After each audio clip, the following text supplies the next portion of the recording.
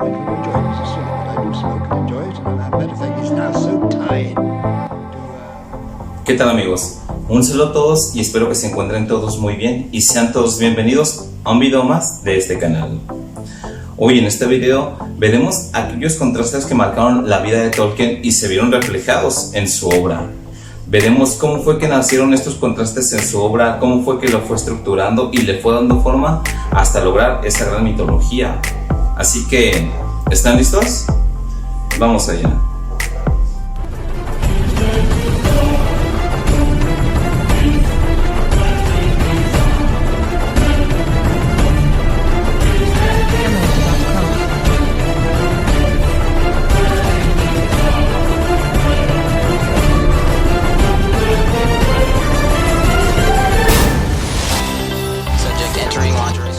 Durante décadas, hemos sido testigos del constante cambio en el mundo y su evolución, así como de la industrialización y el avance de la tecnología y sus grandes beneficios para la aplicación de la vida diaria en sus distintos rubros, en la ciencia, en la medicina, en los medios de transporte, en construcción, a grandes y extensos rasgos, entre muchas otras cosas y más que nada, ahora mismo que vivimos en la era de la comunicación. ¿Cómo es que algunos de estos contrastes los vemos claramente reflejados en la obra de Tolkien? La respuesta es que si hay algo que hace sobresalir a Tolkien del resto de escritores, es que Tolkien plasmó en toda su obra contrastes que marcaron su vida misma, hechos y sucesos que marcaron parte de su vida en algunas etapas. Basándose en estas experiencias vividas, fue como redireccionó el rumbo de su obra, tiñéndola no solo con tinta en papel, sino con su vida y su alma en cada página de sus escritos y sus libros. Y es este hecho el que hace que todo su legendarium sea diferente, sea único, sea especial.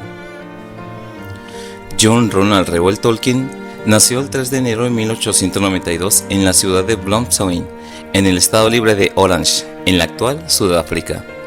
Sus padres eran Arthur Reuel Tolkien y Mabel Sudfield. Arthur, padre de John, se quedó en Sudáfrica al cargo de las ocupaciones del trabajo. Sin embargo, Arthur falleció el 15 de febrero de 1896 a causa de una fiebre reumática. Después de tan trágica pérdida y sin ingresos, Mabel se fue a vivir con sus hijos junto a su familia en Birmingham. Mabel se hizo cargo de su educación, enseñándole las bases de latín cuando apenas contaba con 4 años de edad, la que el pequeño John ya sabía leer, y poco después escribir a forma fluida, y a tan tierna edad ya se había despertado en Tolkien su curiosidad y amor hacia los idiomas, pues uno de sus entretenimientos favoritos era el de inventar algunos idiomas propios. Cuando apenas John contaba con 12 años, fue golpeado nuevamente por la tragedia, pues su madre Mabel falleció en 1904 a causa de unas complicaciones en la diabetes que padecía. John y su hermano pequeño Hilary quedaron entonces al cuidado del padre Francis Xavier Morgan, sacerdote católico del oratorio de Birmingham. Aquí ya podemos apreciar esos primeros contrastes que empezarían más tarde a reflejarse en su obra. Uno es el conocimiento de las nuevas lenguas para así después el mismo Tolkien crear sus propias lenguas, como las que escuchamos en sus libros.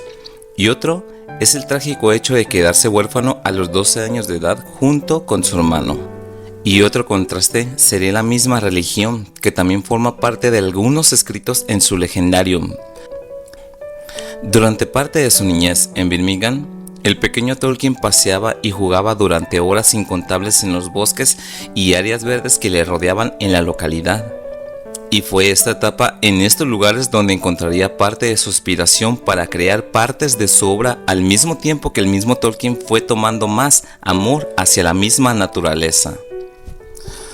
En el primer capítulo del Silmarillion, el Ainulindale, podemos notar ese contraste que hace referencia a Tolkien hacia el religionismo. En este caso, hablando en el Ainulindale, sobre un poder superior, es decir, un Dios único y todopoderoso, que a partir de este y su voluntad, creó seres que estuvieron con él, y nos referimos a los Ainur, a quienes instruyó en música y a base de un gran canto en el cual, a pesar de haber ciertos problemas por parte de Melkor, y él, en este caso comparado con el ángel caído, fue un canto grandioso y hermoso en el cual fue creada la tierra, es decir, Arda. Se podría decir que esa similitud la encontramos en la Biblia, ya que como mencionamos, Tolkien era católico. Otro notable contraste es el de la industrialización, ya que al ver Tolkien como un lugar donde vivía, eran destruidas esas áreas verdes tomando espacio por las máquinas, dándose referencia a los orcos que destruían y mataban sin sentido, consumiendo los recursos naturales, y un claro ejemplo de esto es como los orcos talaban los árboles que rodeaban a Isengard, mientras eran controlados por Saruman. Y es esta referencia la que asimila a Tolkien que el orco solo vive para destruir. Otro contraste es el de estas mismas praderas y bosques verdes habitadas por la gente sencilla y humilde de Inglaterra, que algo tan sencillo para ellos era algo muy especial y de grande placer, y que encontramos diario en la vida cotidiana. La gente de estos lugares disfrutaba tanto de un buen té, una buena cerveza en compañía de amigos o familia, y compartir la comida entre ellos mismos, así como de un buen tabaco, sentados frente a sus puertas y ventanas y añadiendo una buena charla. Y es esta referencia en la que Tolkien refleja a estas personas en los mismos hobbits, una de las razas más amadas creadas por Tolkien, pues cabe mencionar que Tolkien les dio mucha importancia a estos seres a pesar de su pequeño tamaño, dando a entender que incluso los seres más pequeños y más humildes son capaces de dar un gran cambio al rumbo del mundo. En otras palabras, todos los seres tenemos un propósito en esta vida, y todos y cada uno podemos aportar algo en nuestro entorno y así lograr grandes cosas. Así como un simple hobbit, Frodo fue capaz de ser el portador del anillo hasta llevarlo al mismo volcán donde pudo ser destruido, y con esto acabar con el mal que acechaba a los pueblos libres de la Tierra Media. Y con esto obviamente me refiero al mismo Sauron, y esta vez fue acabado para siempre.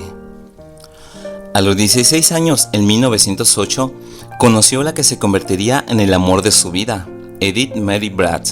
Sin embargo, su relación no era bien vista por el padre Morgan, ya que pensaba que la chica distraía a John de los estudios. Después de varias advertencias y de un par de intentos de separar a los jóvenes, finalmente el padre Morgan acabó prohibiendo a John que mantuviera contacto alguno con Edith hasta que cumpliera los 21 años.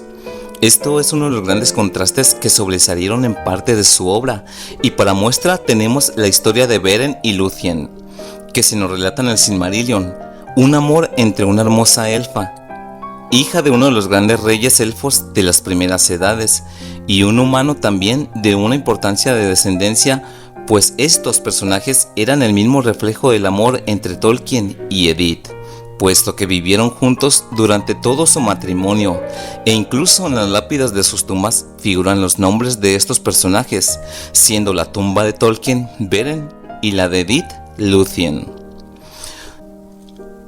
Durante sus años en la escuela, Tolkien conoció grandes amigos con quien formaría un vínculo muy fuerte que unía su amistad. Y hay que mencionar que en la escuela formó junto a sus amigos la Tea Club and Barrovian Society, una hermandad que solía reunirse en los grandes almacenes Barrow para tomar el té, charlar, divertirse, recitar los clásicos o sus propias composiciones. Sin embargo, ni sus amigos ni el propio Tolkien sabían qué iba a ser de sus destinos hasta llegar la Primera Guerra Mundial. El estallido de la Primera Guerra Mundial en 1914 y en 1915 John se graduó en Oxford con una mención de honor en literatura y en lenguas inglesas, y poco después de su graduación se alistó en el ejército, sirviendo como oficial de comunicaciones y donde participó combatiendo en la cruenta batalla del Somme, y en la que John vio morir a muchos de sus amigos. El 27 de octubre, John cayó enfermo víctima a la llamada fiebre de las trincheras, y el 8 de noviembre fue trasladado a Inglaterra. Durante su convalecencia empezó a dar forma a todo el conjunto de historias y leyendas de los días antiguos de la Tierra Media, un conjunto al que con el tiempo después llamó el libro de los cuentos perdidos. Como la mayoría de sus amigos murieron durante la guerra, para Tolkien el escribir se convirtió en parte en una forma de honrar su memoria. Los horrores de la Primera Guerra Mundial son otro de los contrastes que percibimos en su obra.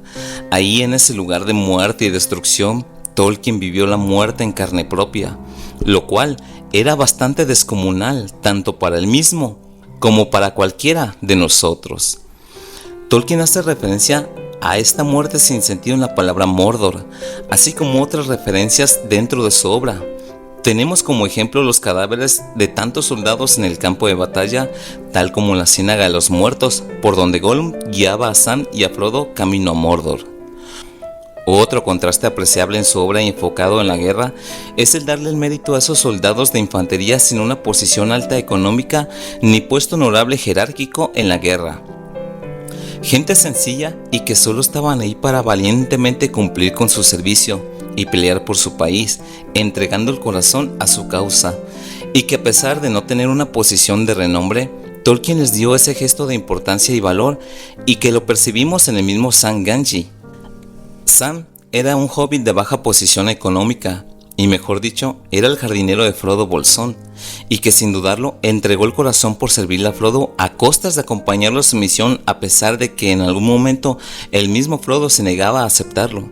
Sam siempre estuvo al lado de su señor Frodo, cumpliendo valientemente con la misión de llevar el anillo a su destino, y así como estos soldados de infantería, el mismo Sam es el soldado que luchó al lado de Frodo, en las buenas y en las malas, y no solo por el hecho de ser su jardinero, fue más por el vínculo de verdadera amistad que los unía.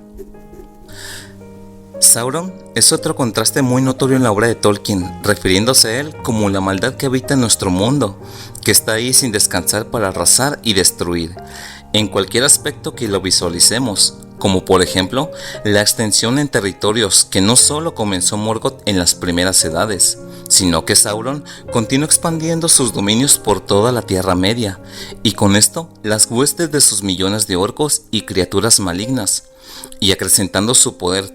Tomemos como ejemplo la creación de la Forja de los Anillos de Poder, pues en un principio el mal, en este caso Sauron, se disfrazó de Anathar, una hermosa forma para engañar a Celebrimbor y forjar los anillos. El contraste aquí es el mal engañando en formas y corrompiendo lo bueno y las personas buenas, así como corrompió otras criaturas. La diversidad de la vida en la Tierra Media es muy extensa y muy reconocible, así como la diversidad que hoy en día vemos en todo el mundo, por mencionar algunos aspectos como razas, lenguas, culturas y tradiciones, entre otros. Y es por eso que contrastes como estos hacen que la obra de Tolkien sea tan amada y admirada por muchos lectores, precisamente porque en ella encontramos parte de algo que nos une y nos identifica con algún personaje, con algún hecho o suceso, con algún ser de alguna de las razas que la habitan, elfos, hobbits, enanos o claramente hombres. Hay muchos aspectos en los que nos podemos identificar, y más siguiéndole el hilo a toda la obra, la cual es tan extensa que encontramos muchos otros aspectos que hacen resaltar esta obra de muchas otras y de muchas maneras. Se podría decir que la mayor intención de Tolkien al crear todo su legendarium era más que nada crear una mitología para Inglaterra, ya que no contaba con ninguna. Y el mismo Tolkien nos ha dejado claro que la imaginación no tiene límites, que es posible pelear por algún sueño o una causa, que es posible comprender a la humanidad en nuestra vida diaria y de algún modo u otro darle sentido a nuestras vidas.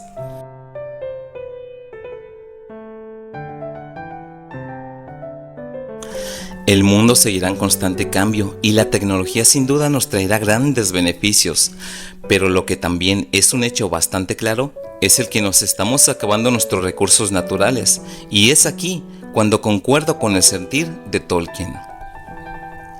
Aquí hago mención de que él y su hijo Christopher Tolkien esperan ahí en las tierras imperecederas, pero también nos queda claro que la obra ahí está esperando que la leas y te adentres a este mágico universo, que hasta cierto punto no es solo fantasía épica, sino que también encontramos muchos valores en la misma obra de Tolkien.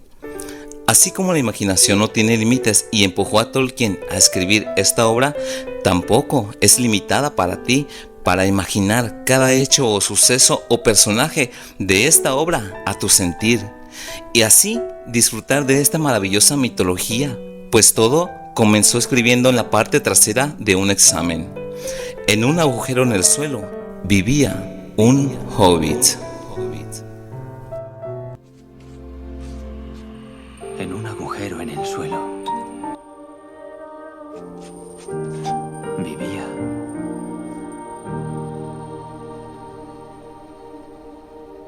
Hobbit.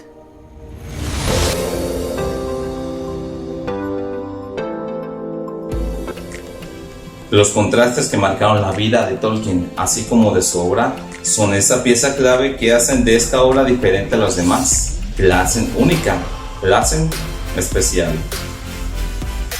Y bueno chicos, recuerden que así como esta, toda gran historia merece ser contada. Y con esto llegamos al final de este video, espero les haya gustado. Un saludo a todos chicos y hasta luego.